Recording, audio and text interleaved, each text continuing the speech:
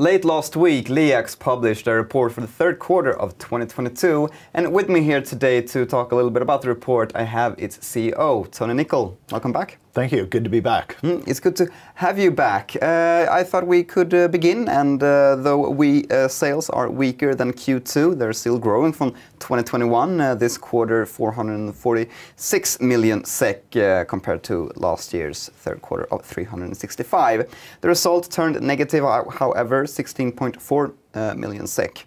Is this in line with your expectations? Yes, I think overall the results are in line with our expectation. I think from a profitability perspective, we're a little weaker than we had hoped to come in on the quarter. A couple of things I think I mentioned in the third quarter report that was driving those weaker results.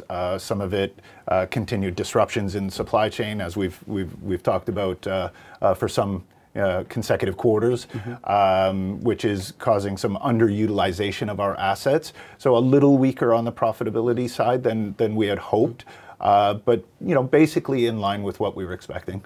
You listed a number of problems in the CEO letter, but the supply chains, the problems there seems to have gotten better, but they are offset then by a shortage of delivery drivers. Tell us more about the situation. Thank you for the question there, Michael. I think that the supply chain. I'm optimistic about the supply chain, and I tried to convey that in the Q3 report. But there are continued disruptions. As I've said, they seem to be improving, but every day, there seems to be another issue. And as I mentioned, the driver shortage is the latest in a string of supply chain challenges that our industry has faced. The driver shortage is a real challenge today.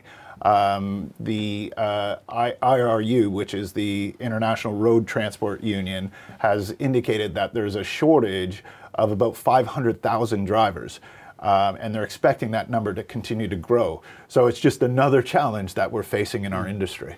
But how does that challenge compare to the other challenges that you faced in the supply chain issue? I think they just exacerbate the challenges. So, we've talked a lot about semiconductors, we talked about the availability of parts in the supply chain, and then you add on a shortage of drivers, it just, it's one on top of another that just, makes us have to plan better and be better. But you said that it's expected to grow. Is there any expectation of when this eventually will blow over? That's a great question. I think that they're predicting an increase in driver shortages. I think it's incumbent upon industry, governments, education to try to attract people to what is an excellent career as being in the transport industry. So I think that people are globally awakening to this issue. And I think, obviously the time to do something about it is now. And is this shortage global? It is global. So it's affecting all your markets? Yeah, I think the same mechanics that we see in Europe are in place. Certainly in North America, it's been well publicized. A lot of the drivers are getting towards the retirement age, and that industry has not been attracting young people into it. And that's the real challenge that we're facing. A retiring workforce, not enough recruitment, and hence the shortage that we're seeing. And following inflation, production is also becoming more expensive. Energy prices, commodities, inflation, of course, and logistics are the example that you raise in the report. Considering the issues you've had now in the supply chain issues for a couple of consecutive quarters, what does your order book look like? Are there any orders in your backlog with pre-inflation prices? No, those tend to be pretty dynamic, right? So as the inflationary pressure hits us, the pricing of our orders can be reflected with the new costs. So from that perspective, I think we're okay. But without a doubt, the inflationary pressure is there. The order boards are generally okay. So I would say that we're not seeing any signs of retraction. I think if you look at the forecasts in the commercial vehicle market, in the passenger car market, in the white goods areas.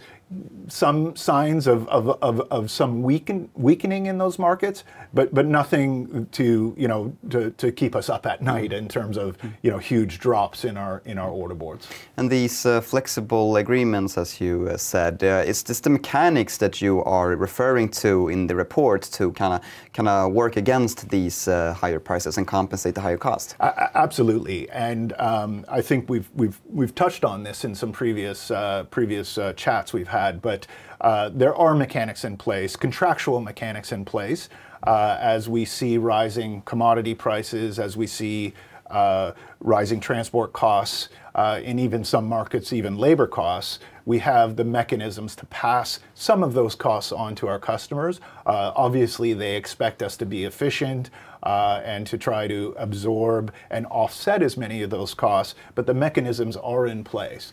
I think where we've had to be a little bit more agile is really with energy, because the energy costs have, in Europe in some cases been 5, 6, 7 times what they've been in the previous, decade.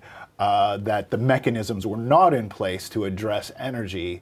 But our customers are certainly understanding of the situation, and literally it's just a sense of timing as we provide the customers with the data, with the facts, and then the ability to pass on some of those costs to them.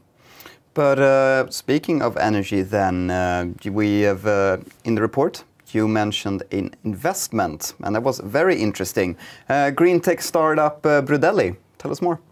Well, it was an opportunity that was presented to us, let's say maybe 9 months ago. BRUDELI is a Norwegian startup.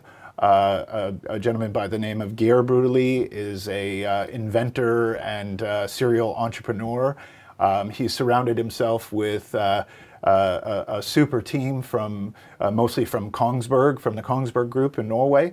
And they have developed a technology to hybridize diesel combustion engines with a super invention, super technology, very much in line with our goals to invest and develop technology that makes the planet greener. Really very exciting investment for LEAX. What problem is BRUDELI solving? Is it weight? No, they're solving they're solving a couple of issues. Number one, in certain missions for vehicles, we still don't have the infrastructure for a fully electric commercial vehicle fleet. And specifically on heavy long-haul applications. So by having a hybrid, you obviously save a certain amount of fuel, and that's that's really the BRUDELI value proposition, is with a hybrid commercial vehicle that you have a significant fuel savings, and also obviously when you're operating in the electric hybrid mode, you have zero tailpipe emissions as well. So they're solving two things. They're solving the increased cost of fuel, and they're reducing the carbon footprint. What's your ownership share of this company? Our ownership share is around 5%. Is it enough to have an influence? Yeah, I think it is enough to have an influence, and we are what I would say is an active investor in the company. We're not sitting on the board of the company, but we have a strong industrial background, as you know, and we are developing similar type of components and products as them. So we will definitely be their manufacturing partner, as well as an investor in the company. Tony Nicol, that was all my questions, but I thank you very much for your time and wish both you and LEAX good luck in the future. It's my pleasure, Michael.